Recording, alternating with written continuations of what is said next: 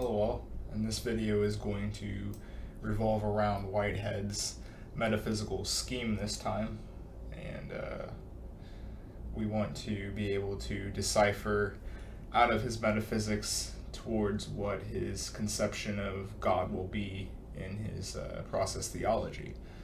And so reality for Whitehead is summarized really in a course of events or occasions. We have to remember now that there's micro and macro biology and the science in the sciences.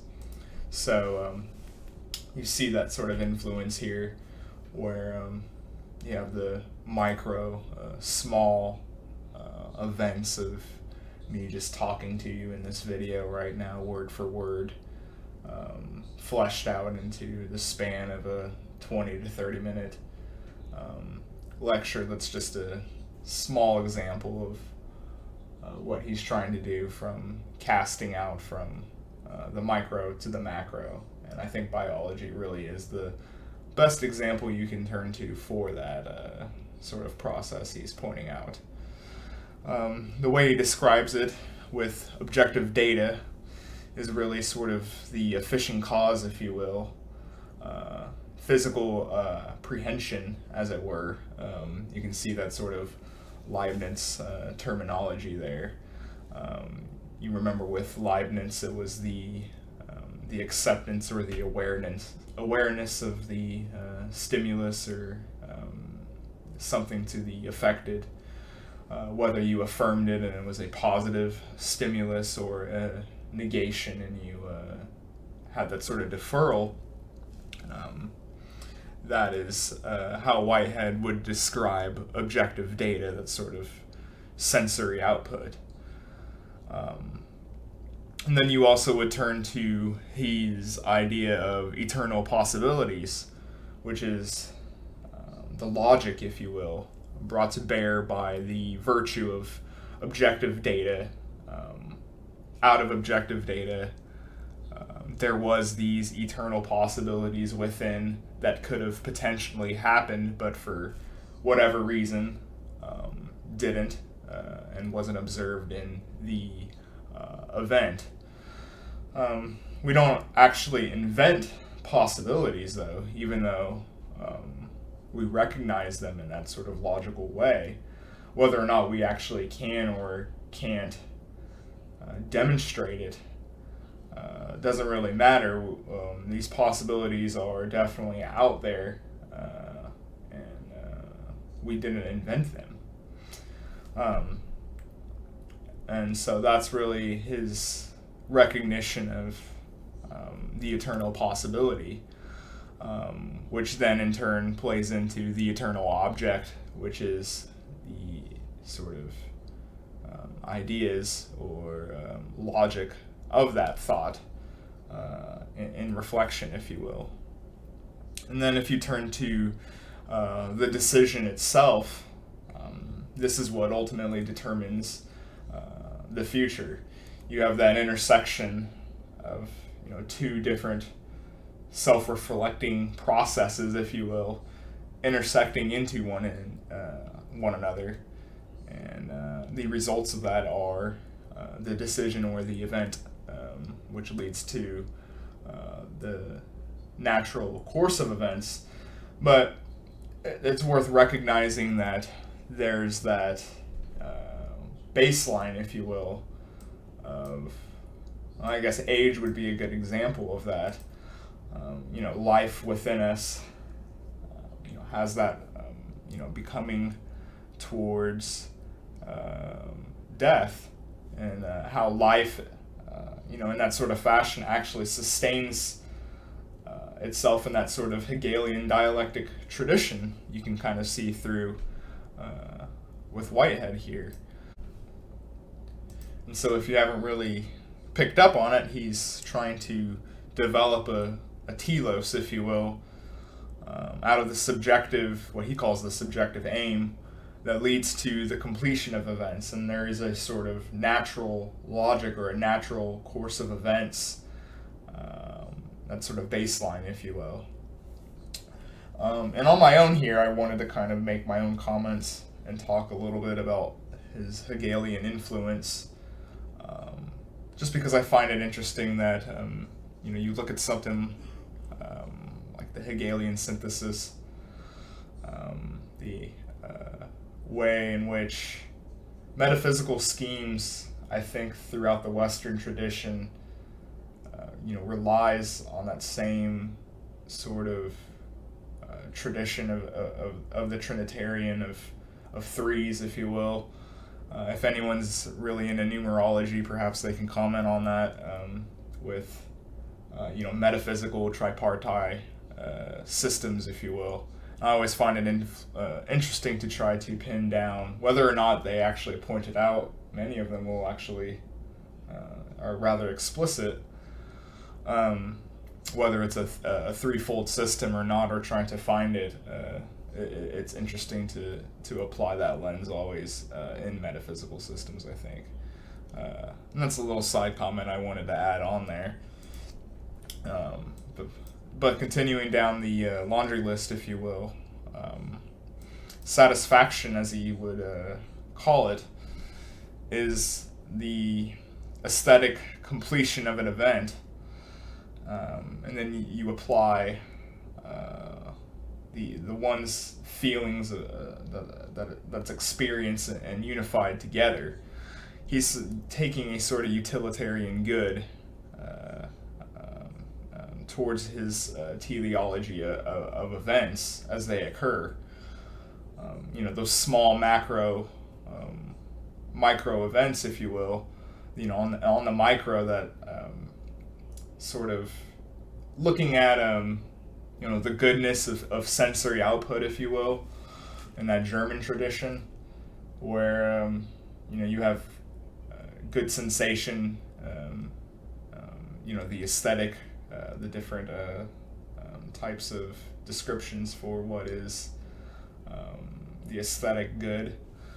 And so God, out of this, is understood in the experience of that self-conscious perception as the lens into God's consciousness. So if you apply that, on that self-conscious basis out towards what his conception of God is, then you're ready to take the step to what is the threefold nature of God with respect to any event that's observed. And so the threefold system that he puts forth can be deduced with his term of the primordial nature. This is what he calls the never-changing ordered harmony of all of the eternal objects or possibilities that we talked about earlier. And what is this really is his he's borrowing, he's taking down that tradition that's been built of the Platonic forms, of course. As Whitehead famously put, all philosophy is footnotes to Plato. He's very indebted to Plato with the primordial nature here, with God and the eternal objects, and that sort of structure of what is actually possible within the domain. It's that Platonic form that was passed down through Augustine and so on. And so the next part is the consequent nature, which is really the physical representation that we talked about earlier. The stimulus, the baseline, if you will, that is observable. And then you have the superjective nature, God's selection, if you will, of possibilities to come to flourish in within nature. So God really is the principle, the author, if you will, of concretion, as he put it. And concretion is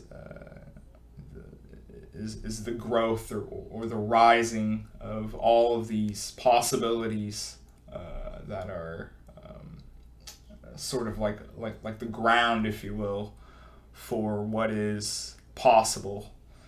Um, it's a sort of everlasting event on a grand scale of harmony that there's you can't really have that representation of time causality because it's everlasting. There wasn't a beginning or an end because all possibilities are to be observable within reach. So it makes his metaphysics rather unique because it doesn't have an end.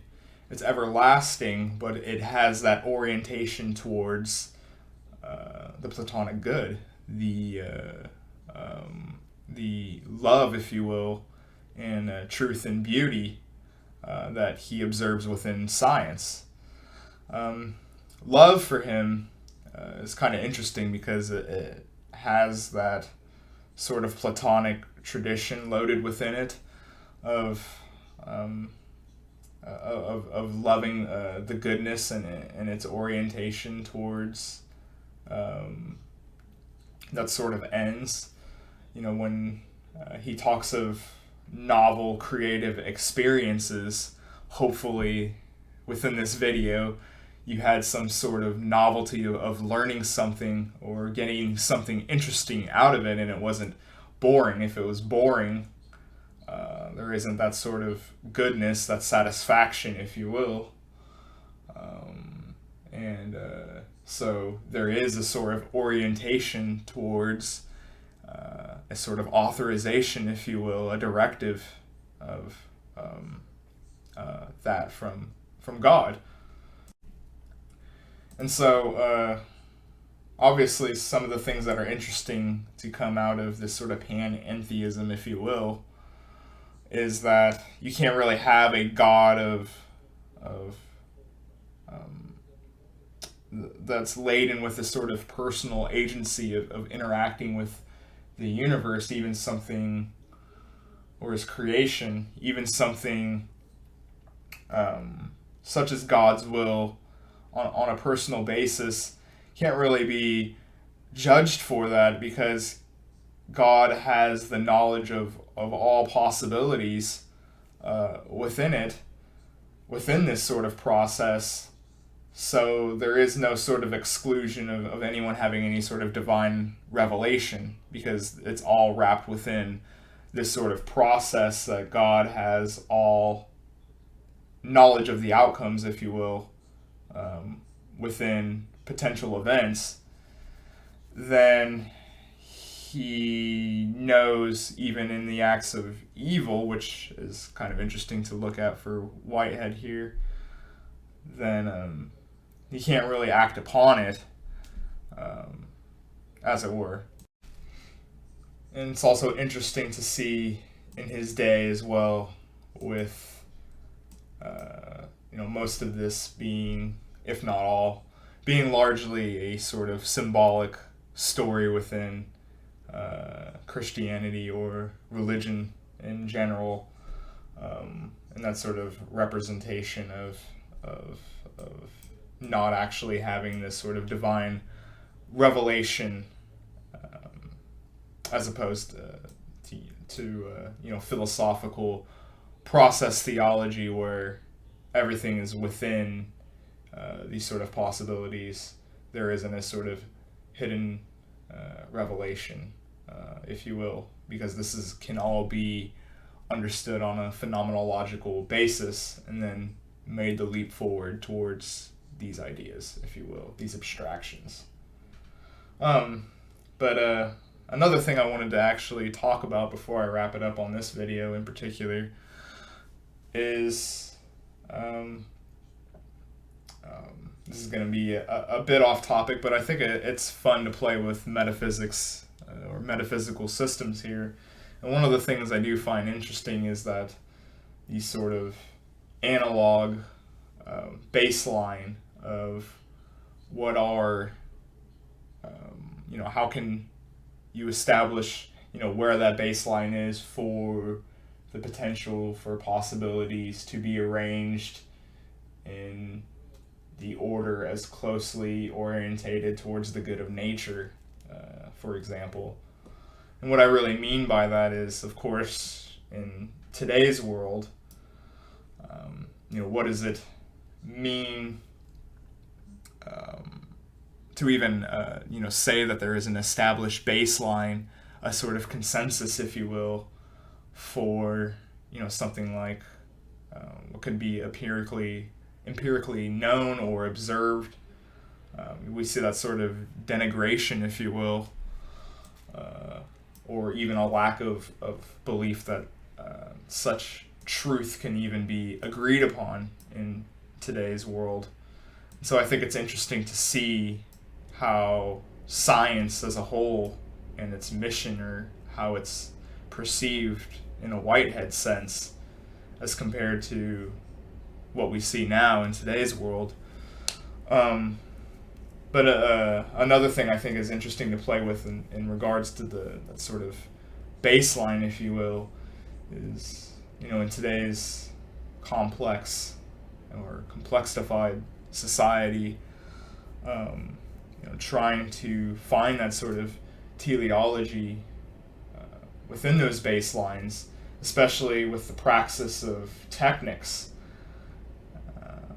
being on this sort of human-to-human basis, if you want to take it in that sort of Marxist tradition, if you will, to where Feuerbach, if you will, says that these are just projections. The religion is the sort of opiate for Marx.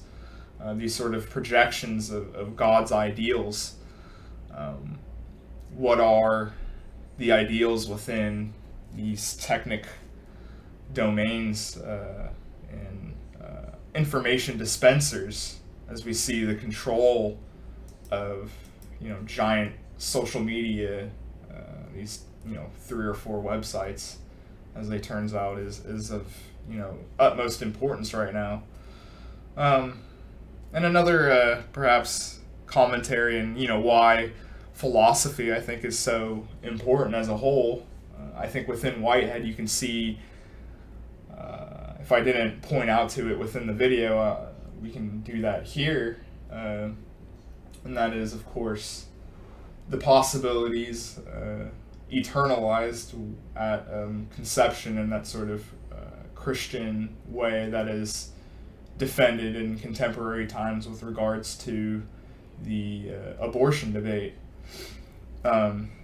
Those possibilities at conception, that's always been a powerful Christian debate, and I think you can see that within Whitehead's process theology here, the sort of possibilities that can come out from the event of being thrown into the world, if you will, if you want to get Heideggerian about it. But this is just a brief video on Whitehead's conception of God and his metaphysics that he uses to flesh out those conceptions. And I hope you guys enjoyed watching it.